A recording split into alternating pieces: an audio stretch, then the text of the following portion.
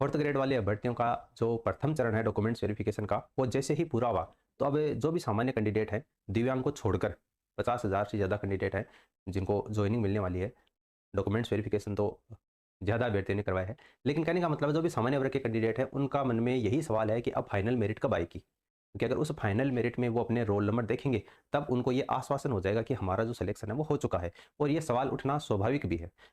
काफ़ी अभ्यर्थियों के मेरे पास में लगातार कमेंट आ रहे थे, तो मैंने सोचा इस पर आपको एक वीडियो बनाकर बता दूं ताकि आपको थोड़ी क्लैरिटी मिल जाए, है ना? और ये वीडियो अंत होते-होते आपको इस सवाल का जवाब मिल जाएगा कि रिजल्ट कब आने वाला है या इसकी पॉसिबिलिटी अगर बनती है तो वो क्यों बनती है, ठीक है? मैं मेरे स्तर पर मेरा जितना अनुभव है उसके आधार पर आपको बताऊँगा। तो वीडियो शुरू करें उससे पहले आप हमारे टेलीग्राम चैनल को जॉइन कर लेना। कोई भी सूचना आती है तो वहाँ पर आपको सबसे पहले प्रोवाइड करवा दी जाती है और इस टेलीग्राम चैनल को जॉइन करने की लिंक आपको नीचे कमेंट सेक्शन में दे रखी है। अब देखिए अभ्यर्थियों का कॉमन सवाल है, यही है कि क्या रिजल्ट अलग-अलग आ सकता है? यानी कि जो सामान्य कैंडिडेट है और जो दिव्यांग कैंडिडेट है, क्या इनका रिजल्ट अलग-अलग आ सकता है ना?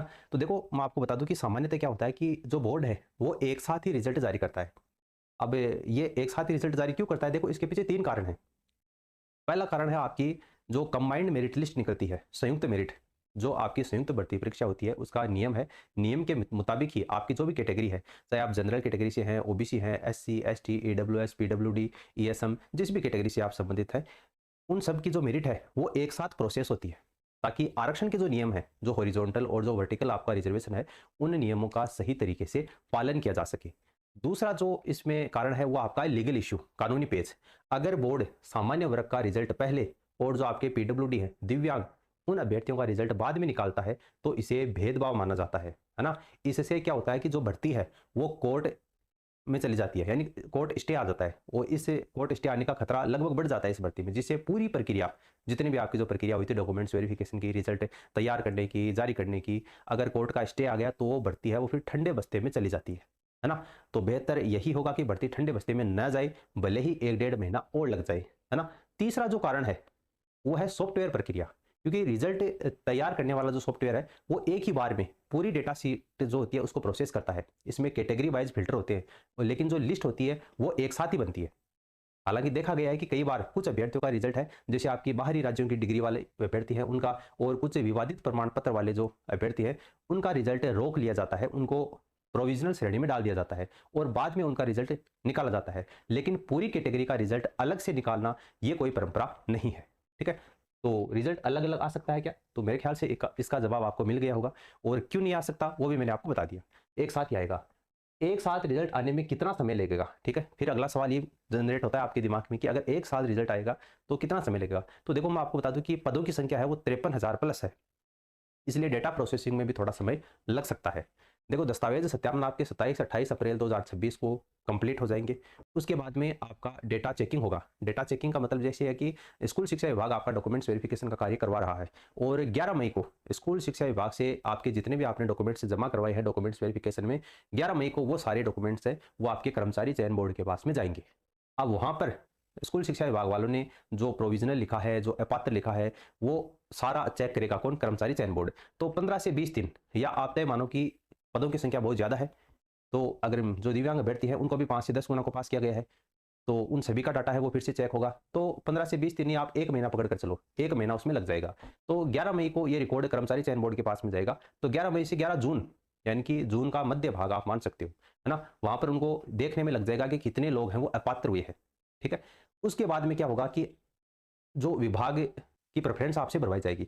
अब देखो कल भी काफ़ी अभ्यर्थियों का कमेंट आया था। उनका ये कहना है कि जब हमने एप्लीकेशन फ़ॉर्म भरा, उस समय ही हमसे विभाग है वो भरवा लिए गए थे। तो बिल्कुल आपका कहना सही है। जो 3 विभाग मुख्य रूप से आपसे भरवाए गए थे, वो विभाग आपसे भरवा लिए गए थे। तो एक तो देखो ये हो सकता है कि अब कर्मचारी चयन बोर्ड रिज़ल्ट जारी करता है तो आपसे विभाग ना भी भरवाए, है ना? क्योंकि उस समय आपने जो विभाग भर दिए थे, उसी के आधार पर अब वो अपनी तरफ से जो विभाग का अलॉटमेंट है, वो कर सकता है। अगर इस तरीके से करेगा तो रिजल्ट में समय कम लगेगा, आपका रिजल्ट है वो जल्दी डिक्लेयर हो सकता है। लेकिन अगर विभाग प्राथमिकता आपसे भरवाई जाती है, एसएसओ पोर्टल पर आपका डिपार्टमेंट प्रेफरेंस नाम से एक अलग से लिंक जनरेट होगा। अगर वो लिंक जनरेट करता है, अगर करेगा, तो जून मध्य से लेकर के आपके जून लास्ट तक वो लिंक है जनरेट होगा, ठीक है? विभाग प्रेफरेंस का। अगर वो होता है तब की बात है, अगर नहीं होगा तो आप 15 से 20 दिन जो आपका टाइम लगेगा उसको कम मानकर आप चल सकते हैं। जैसे मान लीजिए कि वो लिंक जनरेट होता है तो जून लास्ट तक आपको विभाग की प्रेफरेंस है वो भरवाई जाएगी और उसके बाद में जो घोषणा है रिजल्ट की, वो जुलाई के लास्ट में या अगस्त के पहले पखवाड़े में हो सकती है। ठीक है, जुलाई के लास्ट में या अगस्त के पहले पखवाड़े में। अब देखो, मुझे पता है बहुत से अभ्यर्थियों का ये मानना है कि 5 से 10 अभ्यर्थियों को रोजाना मेडिकल के लिए बुलाया जा रहा है, तो अगली होली आ जाएगी, है ना, इतनी जल्दी रिजल्ट कैसे आ सकता है। तो वो सारी बातें मैं आपको बताऊंगा, थोड़ा सा आप धैर्य बनाए रखिए। जुलाई लास्ट या अगस्त का पहला पखवाड़ा आप मानकर चलिए, है ना। तो एक साथ रिजल्ट आने में कितना समय लगेगा, तो मैंने आपको इसका मोटा मोटा आंसर दे दिया। ठीक है, अगला सवाल है देरी का असली कारण क्या है ना। रिजल्ट में देरी हो रही है तो इसका असली कारण क्या है। तो रिजल्ट में जो देरी है वो दिव्यांग अभ्यर्थियों की वजह से नहीं है। बहुत से अभ्यर्थी यही सोच रहे हैं कि डॉक्यूमेंट्स वेरिफिकेशन हो गया, अब दिव्यांग वालों को छोड़ो, सामान्य कैंडिडेट का पहले रिजल्ट निकाल दो। तो मैं आपको बता दूं, हर चीज़ है ना, वो आप और हम सोचते हैं ना, इतनी आसानी से होती नहीं है। दिव्यांग अभ्यर्थियों की वजह से रिजल्ट है वो नहीं रुक रहा है। आप सोचिए इन बातों को। रिजल्ट में देरी हो रही है तो इसके पीछे भी 3 कारण हैं। एक तो है कि 53,750 पदों पर इतनी बड़ी संख्या में अभ्यर्थियों के अंक और उनकी जो कैटेगरी है उनका मिलान करना है। दूसरा कारण ये है कि डिपार्टमेंट एलोकेशन यानी विभाग आवंटन। मान लीजिए कि आपने 10 विभाग चुने हैं, जैसा कि डिपार्टमेंट वो प्रेफरेंस भरवाई जाएगी। अगर नहीं भरवाई जाती है तो आप 15 से 20 दिन शॉर्ट मानकर चल सकते हैं। लेकिन डिपार्टमेंट का एलोकेशन अगर आपसे करवाया जाता है तो आपकी मेरिट के अनुसार कंप्यूटर को ये चेक करना पड़ेगा कि आपको कौन सा विभाग मिलेगा। ये भी एक जटिल प्रक्रिया है ना, इतना आसानी से नहीं होता है सब कुछ। तीसरा जो कारण है वो है आपका, जो आप बता रहे थे पीडब्ल्यूडी के लिए, मेडिकल बोर्ड के लिए। दिव्यांग अभ्यर्थियों के लिए कई बार जो मेडिकल बोर्ड है उसकी रिपोर्ट का इंतजार करना पड़ता है, लेकिन बोर्ड जो है राजस्थान कर्मचारी चयन बोर्ड, वो आमतौर पर उन्हें अस्थायी कैटेगरी में डाल सकता है, यानी कि प्रोविजनल लिस्ट में शामिल कर देता है, ताकि बाद में सामान्य अभ्यर्थियों का जो रिजल्ट है वो न रुके, है ना। इसलिए अगर कर्मचारी चयन बोर्ड चाहे तो दिव्यांग अभ्यर्थियों का जो रिजल्ट है उसके आगे पी ले सकता है, यानी कि प्रोविजनल कैटेगरी में डाल सकता है। देखो मैं आपको बता दूं, अलग अलग रिजल्ट आने से फायदा नहीं है बल्कि नुकसान है। अगर टुकड़ों में रिजल्ट आएगा तो भर्ती कोर्ट में उलझ सकती है। कर्मचारी चयन बोर्ड की कोशिश है कि जुलाई लास्ट या अगस्त के मध्य तक एक साथ में क्लीन रिजल्ट निकाला जाए, ताकि आपकी जुलाई अगस्त तक अगर रिजल्ट निकाला जाता है तो सितंबर या अक्टूबर तक आप अपनी सैलरी की जो पहली स्लिप है वो आपके हाथों में आ जाए। ठीक है, अब काफ़ी अभ्यर्थियों का ये सवाल फिर से होगा, मुझे पता है, कि एक दिन में 5 से 10 अभ्यर्थियों का ही मेडिकल हो रहा है और दिव्यांग अभ्यर्थियों की संख्या बहुत ज़्यादा है, क्योंकि 5 से 10 गुना अभ्यर्थियों को पास किया गया है। तो जुलाई अगस्त तक रिजल्ट कैसे आएगा, आपका सवाल लाजमी है ना। तो देखो, इस गणित को समझने के लिए आपको रिजल्ट की जो इनसाइड स्टोरी है उसको समझना बहुत जरूरी है। रिजल्ट की इनसाइड स्टोरी, और उसमें पहले अपन बात करेंगे प्रोविजनल रिजल्ट का विकल्प है वो कर्मचारी चयन बोर्ड के पास में है। ठीक है, कर्मचारी चयन बोर्ड अक्सर उन अभ्यर्थियों के लिए जिनका मेडिकल या कोई दस्तावेज पेंडिंग है उनका रिजल्ट रोक सकता है। ठीक है, बोर्ड जो है वो मुख्य लिस्ट जारी कर देता है और दिव्यांग अभ्यर्थियों के रोल नंबर के आगे प्रोविजनल यानी कि पी लिख देता है। इसका असर क्या होगा, देखो, इसका मतलब यह है कि आपका जो चयन है वो मेरिट लिस्ट के आधार पर हो चुका है, लेकिन आपकी ज्वाइनिंग मेडिकल रिपोर्ट ओके होने के बाद में ही होगी। ठीक है, यानी कि इससे बाकी के जो 50,000 प्लस कैंडिडेट हैं उनका रिजल्ट नहीं अटकता है। दूसरी बात यह है कि मेडिकल बोर्ड की संख्या बढ़ाना, यानी कि डिसेंट्रलाइजेशन करना। देखो, अभी आपको यह लग रहा है कि 5 से 10 लोगों का ही मेडिकल हो रहा है, लेकिन कर्मचारी चयन बोर्ड के पास में यह अधिकार है कि वह मंडलों को यह जिम्मेदारी सौंपे।